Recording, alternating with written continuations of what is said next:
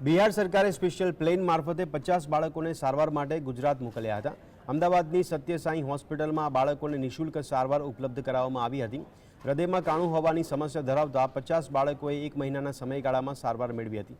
ઓડિશા, ઝારખંડ અને મધ્યપ્રદેશના બાળકોની સારવાર માટે સત્ય સાઈ હોસ્પિટલ દ્વારા MOU કરવામાં આવ્યું હતું। અત્યાર સુધીમાં સત્ય સાઈ હોસ્પિટલમાં 7000 જેટલા બાળકોની હાર્ટ સર્જરી સફળતાપૂર્વક થઈ ચૂકી છે। બિહારના ઘણા બાળકો સારવાર મેળવ્યા બાદ વતન પરત જવા રવાના થયા છે। બિહાર, ઝારખંડ, ઓડિશા અને રાજસ્થાનમાં કેટલાક બાળકોના હાર્ટમાં કાણું હોવાની સમસ્યા મોખરે છે।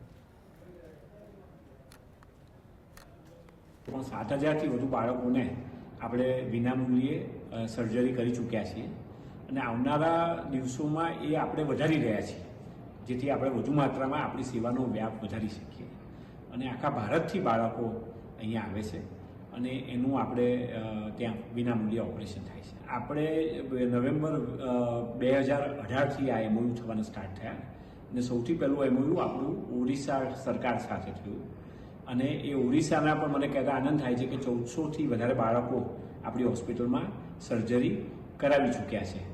આ MOU કરવાનું કારણ એટલું જ છે કે આપણે મોટી માત્રામાં આપણી સેવાનો વ્યાપ એક સાથે વધારી શકીએ અને આ MOUના અંતર્ગત એક મેડિકલ ઓફિસર કે જે લોકલ બિહાર ગવર્મેન્ટથી એમની સાથે કે આસામ ગવર્મેન્ટથી એની સાથે આવે અને એ જાય નહીં ત્યાં સુધી એ અહીંયા જ હોસ્પિટલમાં રહે, જેથી એમને લેંગ્વેજથી માંડીને કોમ્યુનિકેશનથી માંડીને એ વસ્તુમાં ઘણી સુગમતા પડે।